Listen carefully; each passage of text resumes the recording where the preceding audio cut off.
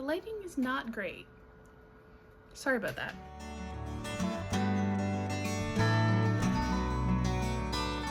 Hi everybody, my name is Laura and welcome to Sunday Morning Knits, my channel where I talk about all the fiber crafts that I have been up to lately. Today I'm coming to you with a very standard knitting podcast style video, but with some spinning and some crochet for the first time in a while, which is very exciting. So I'm going to start off by talking about my finished objects, then works in progress, and then any acquisitions that I have, and I might talk a little bit as well about future plans. So grab something nice and warm to drink and your knitting or your crochet or your spinning, and let's jump into it. So the first thing is finished objects, and I have two finished objects. The first one is what I'm wearing. I'm so glad that I finally finished this. This is my Doppio sweater. It's my very first Doppio. I knit it with 2 strands of Kindred Fingering held double in the colorway Sea Salt by Sunday Fibre Co. and 1 strand of alpaca sari lace. So it's this beautiful like sea greeny blue with like fluffy white alpaca through it, and I love it. I have barely taken this off since I finished it. It is so warm and cozy and soft. The only thing I did, actually sorry, there were 2 things that I did differently about this pattern. The first is that I didn't do the faux seams, and the second is that I put an elastic in the neck. I was wearing it, I'd been wearing it for a couple days. Oh, sorry, my computer's gonna start making noises. I'm gonna turn that off. Okay, I had been wearing this for a couple days and noticed that the neck was starting to stretch out, so I just put 2 strands of shirring elastic into the neck and it cinched it right up, and it's been perfect ever since. So I absolutely love this. I highly recommend the Doppio. I did this as part of a knit along with a couple of YouTubers and a couple other people from like the Instagram world. It was so much fun. We watched Gilmore Girls. I did a whole rewatch of Gilmore Girls and got like 2 inches into the sweater during that rewatch. Finished that rewatch in September, but that's okay. I'm a very slow sweater knitter, so it takes me a while, but that's totally fine. I love how it turned out. So soft, so fuzzy. Yeah, love my Doppio. So that's my first finished object. My second finished object is a spin that I have finished. This was my Christmas spin. Here you can kind of see. Ooh. This was my Christmas spin. So I started it back in like December, November. It was a 4-ounce braided fiber in the colorway Christmas Time created by LCB. And I did a fractal spin for the very first time. So I split the braid into 3 and I spun 1/3 of it end to end, no splitting or anything. The second third I split in half and I picked the ends at random and spun them that way. And then the third I split into 4 pieces and picked ends randomly and spun them that way. And it's resulted in this really cool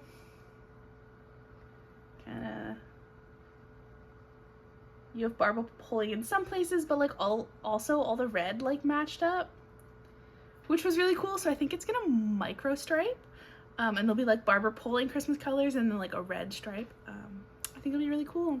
It came out at fingering weight, which was so much fun.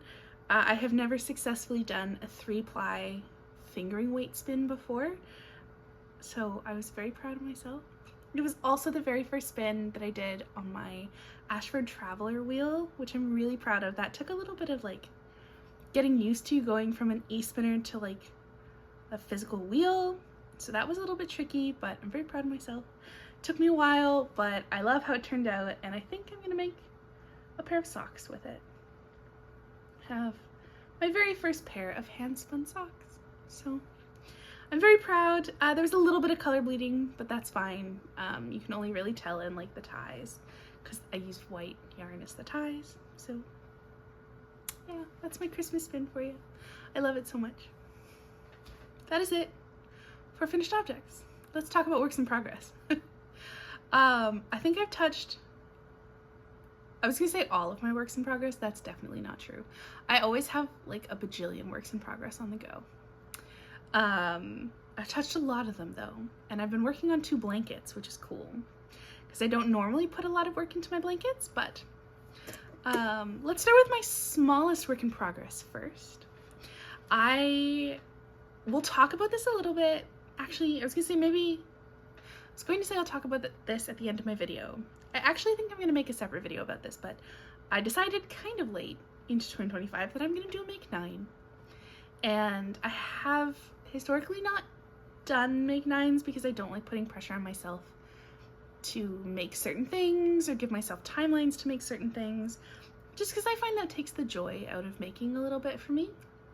But I have a lot of aspirational knits that I want to make this year, and I decided to put together a make 9 of things that I really wanted to knit, that I've been wanting to knit for a while and just have never made the time to get around to making, with no pressure on myself to finish them whatsoever. Just a nice little reminder of some of the things that I've been wanting to make for a while. One of those things was the Rybka Pouch, which I'm sure that you've seen all over the place. I know Florence Miller loves them, has made quite a few, and I saw her make them and I was like, well, that is just the cutest thing I've ever seen, so I'm making one. So this is my first fish. If you are unfamiliar with the Rybka Pouch, it's like a little fish pouch. I'll pop a photo in here so that you can see. But it's like a little fish pouch. So I have my first fish done. I honestly just started using the yarn that was sitting on my desk, which is a random cream colored fingering weight and some Surrey alpaca in the colorway Gormangast by Co. So I am about halfway done my second fish. And I'll hopefully finish that in the next couple days, which makes me really happy. I'm gonna use it for my AirPods, which is great because I lose them all the time. So hopefully this helps keep them in place. We shall see, but either way, I think it's adorable. I think it looks very fish-like. Love the colors I chose. I'm very happy, very excited. So that will be the first thing from my make 9 that I'm done, or I've completed, which is really exciting. I hadn't planned on making it immediately. I was gonna wait, but one day this week I was just like, time to make a fish pouch. So I'm making the Rybka. It's how things go. It's how knitting goes.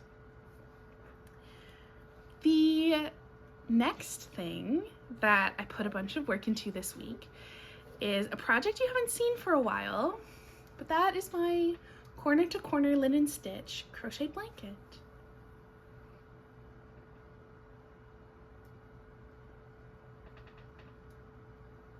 So this was inspired by the wonderful Emma of Emma C Makes. She made a beautiful scrappy corner to corner linen stitch crochet blanket, and me not knowing how to knit, but coming across it on Instagram was like, I must make that.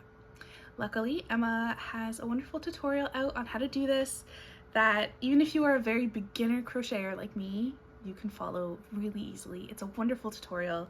Emma is just so wonderful, so lovely, so sweet. Seriously, if you don't watch her podcasts, go do it. She's just the best. So I was like, well, I have to make one for myself. So here we are. I'm putting all of my scraps, all of my fingering weight scraps, I should say, into this lovely blanket. It's grown quite a bit since I last showed you. I think I didn't put a marker in, but I think the last time I showed you it was like down here, maybe like about here. So I've added quite a bit to it. I really love it. I love the texture. I'm using a 3mm hook and my fingering weight scraps. I had originally actually started it with a 2.5mm hook down here, but I found that it was coming out too dense and not like flowy enough for me. So I switched to a 3mm. I didn't want to rip back because that was a lot of like ends to weave in at the very bottom. And I think it's been fine. Like you can't really tell anymore that I switched crochet hook sizes part of the way through, which is nice. I think it's just stretched out. So yeah, my scraps are going in here. I also have some minis that I've put in here If I didn't have a project plan for those minis, I am popping them in here as well, but I'm absolutely loving it. It's so, I love the texture of it so much, and I think it's just gonna be the most beautiful, like, light blanket. I can't wait. I'm loving it. I have quite the collection of scraps right now, so gotta get some progress in on this blanket. So yeah, that is my corner to corner linen stitch blanket. Speaking of blankets, if you've watched any of my videos in the past, you know that I actually have quite a few blankets going on at the moment. I once made an entire video about the blankets that I have on the go. And I recently started another one, and that is this one. This is based on the Sunburst Hexie Fade blanket pattern by Mallory Crawl Crochet, or not a crawl crochet. Her name is Mallory Crawl. And this is using Cascade Superwash 220 for the white base. I think it's the color cream. And then all of the color squares are a fingering weight advent that I got from Lichen and Lace, which is a beautiful Canadian hand dyer out of New Brunswick. I just love their stuff so much. I bought their advent last year. I had so much fun opening them every day of December leading up to Christmas. Each of the colorways is inspired by a different traditional Christmas dish, which I think is just the cutest thing ever, and I absolutely love. So in my head, this is my like Christmas meal blanket, Christmas celebration blanket, Christmas dinner blanket. I don't know. Christmas dinner and Thanksgiving dinner, my family does the same kind of like dishes for both. Hands down, my favorite holiday celebration food adventure, and so having like a little blanket that commemorates that I think would be just so cute. So yeah, I'm crocheting this. It's fingering weight held double, and I'm using a 6 hook, 4mm hook. It's right here, I can tell you. A G hook? Yeah, a G or number 6, 4mm hook. It's going to be lap size. I don't have enough minis to do any bigger than that, but I think that's perfect because I just want a little lap blanket to like sit on my lap while I'm sitting at my desk, because I like to sit cross-legged at my desk, so a little lap blanket would be perfect. And that's what this is gonna be. It's all kind of like crinkly because I keep it curled up in my knitting bag, but I'll block it soon, and then we'll be able to see all the coolness of this blanket. So yeah, that's my Christmas food blanket. I feel like calling it a food blanket is kind of weird. If you have a better name suggestion for what to call this, please drop it in the comments. But yes, really loving this. It's gonna be amazing. I'm so excited. I barely know how to crochet, so it's been a learning curve, but not a bad one. Okay, my next one, oh no, I have dropped things. Things are attached and I've dropped things, but that's okay. I have put a ton of work into my jacaranda sweater. Ta-da! If you've been watching for a while, you will know that I have been working on this sweater for a long time. This is the No Frills Sweater by Petite Knit. I am knitting it with one strand of merino fingering. I can't remember the base, but I know it's merino. Actually, I think it's a sock yarn, so probably merino nylon. From Paisley Knits in the colorway Butterfly Pea. This is from her summer collection a while ago, last summer. And one strand of Knitting for Olive Soft Silk Mohair in the colorway Lavender Blue. It was the closest colored mohair I could find to this beautiful yarn. Besides obviously purchasing like mohair from Coley, but I was trying to like keep the project cost down as much as I could. So yeah, that was the color of the mohair that I used, and it's kind of the closest that I've gotten. Yeah, so since showing you this last, I have finished the sleeve, finished one of the sleeves. I think the last time you saw this, I still had the cuff. Knit the other sleeve and the cuff, and knit a gigantic chunk of the body. So you'll see I have like a bee stitch marker here. It's a little yarn bee. It's really cute, actually. There you go. And I have knit from that stitch marker down. So I've done quite a bit of knitting on this. I am actually at pattern length, but I tried it on and it's a little bit too cropped. I think Petite Knit actually knit her sample longer than her pattern states, and I want mine to be a little bit closer to her length, so I'm gonna continue knitting. I have so much yarn left, like I'm technically almost done compared to like what the pattern says, and I still have like one entire ball of yarn that I've barely touched of fingering weight yarn, and then 2 balls of mohair. So I'm not in danger of running out at all, by any means. So I'm just going to continue knitting. I think I'm going to make it about 5 centimeters longer than the pattern suggests, which isn't too much. So I'm so excited.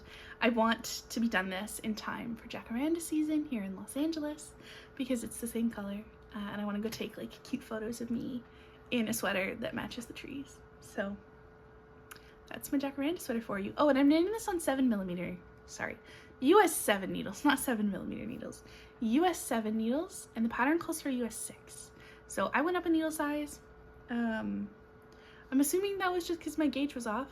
I remember gauge swatching for this pattern, but I don't quite remember the reasoning behind going up a needle, but I'm assuming that's it. So yeah, it's my jacaranda sweater. I love it. I put so much work into it recently. Yeah, I can't wait to wear this. I'm so excited. I have a really cute skirt that I'm gonna wear it with. I can't wait. Sorry, hiccup. Okay, actually, I'm not gonna talk about this one yet. I'm gonna talk about my sock whip first. So I like to have a plain sock on my needles to kind of just throw in my purse and take with me so that I always have knitting wherever I'm going. And I'm just knitting a very basic sock. This is the April colorway from Paisley Knits Book Club collection that was a monthly club last year, so I got it as a monthly club last year, but she's actually currently running a whole pre-order collection for the book club colorways. It ends in like 36 hours from filming this, so I think by the time this goes live there'll still be like 12 hours ish left of the pre-order opening. Highly recommend. I have already ordered a ton of yarn from her book club pre-order. I've ordered a ton of yarn. I am so excited. I can't wait. So highly recommend. But yeah, I'm just doing a very basic sock. I did a little contrast cast on 2x2 cuff. I think I did a 5-inch body or 5-inch leg and then a slip stitch heel. And then I'll just knit the foot. I'll do a contrast toe. And yeah, just a very basic. I'm not using a pattern for this. And this is the first one. I'm not done yet. So yeah, loving this one. It's my on-the-go purse knitting. Okay, and my last work in progress to share is, I think, going to take quite a bit of discussion because I have a lot to say about this. So I am knitting the Stornoway by Cocoa and More Knitwear as part of the Stornoway Sweater Squad knit along held by those twins who knit, Rachel and Jessica, and Casey of Young Folk Knits. I love Rachel and Jessica. They are so sweet, although I was chatting with Rachel during the Super Bowl and I was cheering for the Eagles and she was cheering for the Chiefs, and so for that one day we were not friends. Just kidding. But yeah, opposite sides of the Super Bowl, but that's okay. I'm happy because my Eagles won. I don't think she was happy because the Chiefs did not do well. So sorry, Rachel. The Eagles are just the best. So sorry about that. Anyway, football aside, I am knitting the Stornoway as part of their lovely knit along. I am using a cream colorway and an olive green colorway from Malabrigo. I'm using their worsted yarn. I'm loving it. It is so soft and so dreamy, and this is freshly blocked. So I washed it, popped it on my Pringle, my Cocoa Knits sweater Pringle. I didn't pin this or anything like that. I wanted to see how it blocked out on its own without me like manipulating the yarn, and I think it blocked out absolutely wonderfully. I think it's beautiful. But I have a bone to pick with the pattern. So I was texting Rachel about this actually, because I was like, am I going crazy?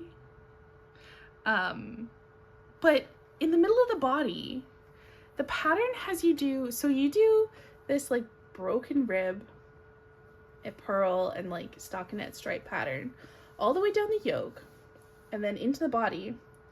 And then you get like part of the way into the body and it tells you to do this. I'm calling it broken rib moss stitch. I don't know if there's a name for it, but that's kind of what it looks like to me. So you do this like broken rib moss stitch, and then you go back to doing like one normal stripe of broken rib. And I was like, what? So I was texting Rachel about it, and she was like, I completely missed that and just did the normal stripe for the body. And I was like, why is there just one random broken rib moss stitch stripe in the pattern? So I went back to the beginning of the pattern in photos on Instagram, and I checked the photos on Instagram of like other people who are knitting, and other people have done the same thing. Like they followed the pattern, there's just one random broken rib moss stitch stripe. And I was like, is this a mistake in the pattern? Or what? Like, what's going on? And then I like zoomed in on the pattern photo. The pattern photo is different from what's actually written in the pattern. So in the pattern photo on the front of the design, you have two stripes of this broken rib, and then your third is the broken rib moss stitch. So this one, oh, I'm having trouble here. This one is the broken rib moss stitch, and then you do two normal moss stitch stripes, and then a broken rib moss stitch stripe. So it's like a three stripes. 3 stripe repeat, I guess. But that's not what's written in the pattern. So the pattern photos are different from what's written in the pattern, and I think the broken rib moss stitch stripe in the middle is a leftover from what the pattern used to be, or maybe how like the designer first envisioned the pattern and then just left it in for some reason, but changed like the rest of the stripes, but just left that one random moss stitch stripe in, but like removed the other ones. And I just think that's very strange. I get like sometimes the first sample that you make of your design is different from how the design turns out in the end, but like if it's that different, I don't know, I'm a tiny bit frustrated by that. I know that I could like rip back and take it out, but I don't really want to do that. So yeah, the other thing about this pattern is I have knit this to pattern like lengthwise, and it's quite cropped. But the designer's photo on the front page of the pattern is really long. So I'm going to knit this longer than it states because I want it to look like the designer's version, nice and long and oversized rather than like cropped and oversized. But I don't know.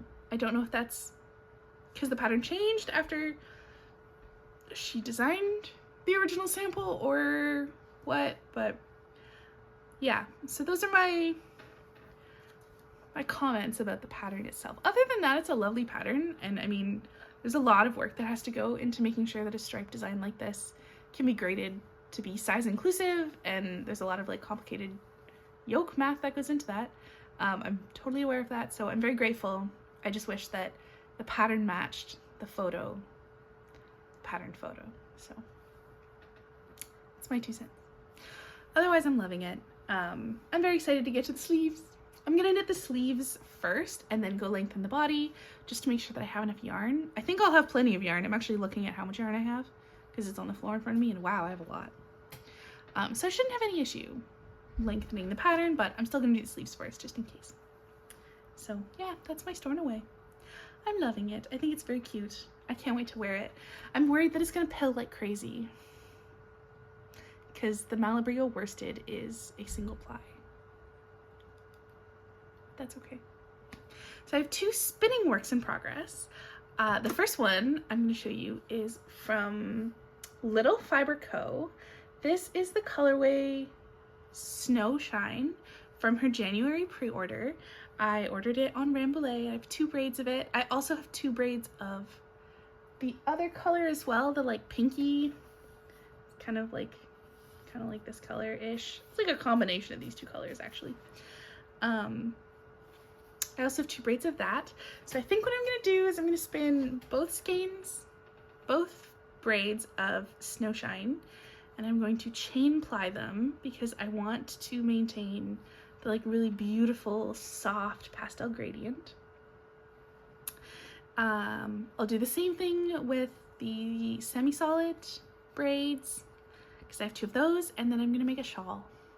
I think it'll be really, really pretty. I want like a very pastel rainbow shawl.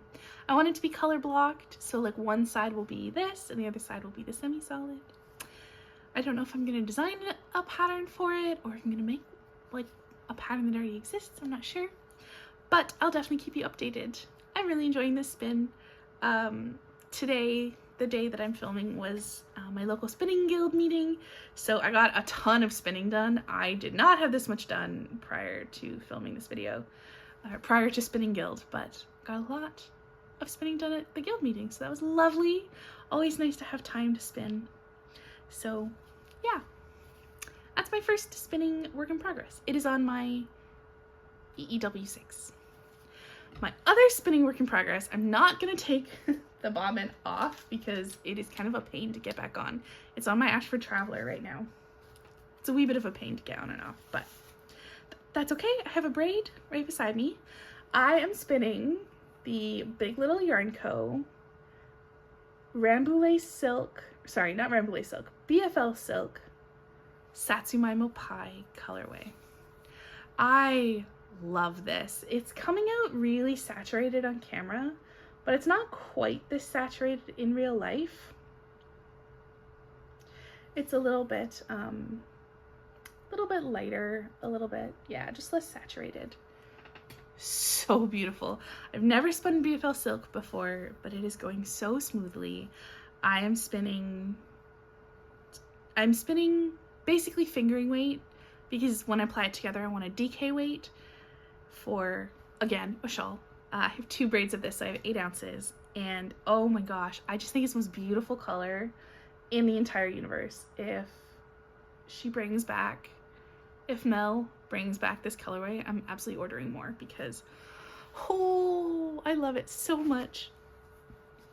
Sorry, I have the hiccups again. Yeah, I just love this so much. I mean, it's just magical. So yeah, that's my other spinning work in progress. I'm almost done the first braid, which is kind of crazy because I started it not that long ago, as in like a few days ago. But I forgot that when you're not spinning like lace weight singles like this, your spinning projects go by a lot faster, which makes a lot of sense. But that's why my Christmas spin took me like 18 years. I'm kidding, it took about 3 months. But I did like a 3-ply lace weight singles. So yeah, when you're not spinning lace weight singles, it goes by really fast. Who'd have thunk? Okay, I want to talk about an acquisition that I've made. I have some other acquisitions, but they have been tucked away, so I'm only going to show this one. I recently picked up this beautiful skein from my local yarn store, Wild Fibre, from 29 Bridges Studio. This is the go-to sock in the colorway Prue. I just think this is the most beautiful red ever. Oh my gosh. Somebody in my Discord my Discord channel, which, by the way, there's a link in the show notes if you'd like to join. Somebody in my Discord recently made the ladybug scarf in a beautiful red like this, and I have been inspired to also knit a little scarf in this beautiful red. So I saw this from like the other side of the yarn store and was like, I need that. I love that. So I'm very excited. I just think it'll be like the cutest little pop of color. I love it. So yeah, that's my acquisition. Now, I wanted to share a handful of future plans coming up that I have. I have promised my brother that I would knit him a sweater. I promised him this about a year ago. It was around his birthday. And I acquired the yarn and I have just been too scared to cast on because it will involve me making an entire pattern for it because he wants like a tight-fitting, basically mesh sweater for skiing because apparently those keep you really warm. And I was like terrified to cast on because I'd have to come up with this like a whole pattern for it. But I was searching through Ravelry and I found the Doppio Sweater by Polystrict. And if you are aware of this pattern, you'll know that it meets the criteria for having holes. But it's also a crochet sweater. I barely know how to crochet, but I'm gonna give it a shot. So I'm gonna try to crochet my brother's sweater and we'll see how that goes. Now, Polystrict's sweater patterns are not size inclusive. And under normal circumstances, I would be very hesitant to knit a pattern that's not size inclusive, or sometimes designers' previous patterns weren't size inclusive, but they're size inclusive now, like petite knits. In those cases, I'm a lot more okay with knitting a pattern that's not size inclusive because the designer is making an effort in their current patterns to be size inclusive and you want to support that. Actually, the No Frills Sweater is a really good example of that. 3X is the biggest it goes. It is not a size inclusive pattern. It is one of Petite Knit's older patterns, but Meta is making an effort to make size inclusive patterns now, and I want to support that, so I'm okay with knitting that pattern even though it's not size inclusive. Polystrict's patterns are not size inclusive. At least not the ones that I have seen. Maybe some of her latest ones are. I don't know. I'm only speaking about the ones that I have come across, and they haven't been. However, because my brother wants such a specific style of sweater, and I am not confident enough yet in my sweater designing to do that, I am making an exception to make a not size inclusive pattern because this is going to be a gift and I want my brother to love it. So yeah, I will keep you updated on how that goes. Some of my friends crochet and they're going to help me, so hopefully it goes well. Something else I wanted to comment on or I guess this is a future pattern as well that I want to knit. I recently came across Kutavakika's brand newly released late checkout sweater, and I was so happy when I clicked on that sweater because this is her first pattern, I believe, that is fully size inclusive. Previously, the patterns that I've seen from Veronica Lindberg only go up to a 4X, so they're just shy of the 60-inch bust size inclusivity range, but the late checkout sweater goes up to like 64 inches or something like that, which made me so happy to see. I love seeing designers expand their collections to be fully size inclusive. Makes me so happy to see. I have already ordered the yarn to make the late checkout sweater because that makes me so happy. I want to support that also. The sweater is super cute. I want a sweater just like that. So I ordered the yarn. I'm going to make the late checkout sweater and I cannot wait. Unfortunately, that sweater came out slightly after I released my Make 9. Otherwise, it would have made it onto the Make 9. But alas, it did not. That is totally fine. So yeah, I'm very excited to knit that. Very happy that Veronica Lindberg has increased her size range for her patterns. Absolutely wonderful news. So yeah, that is one of my upcoming project patterns, upcoming knits. We'll say that. I think that's everything that I wanted to share today. Thank you so much for coming along with me on this video. If you liked it, please give it a thumbs up and subscribe. Leave a comment down below. Let me know what you are making. I always love hearing about what people were knitting while they watched my podcast. So thank you so much. Have a lovely rest of your weekend and happy knitting. Bye!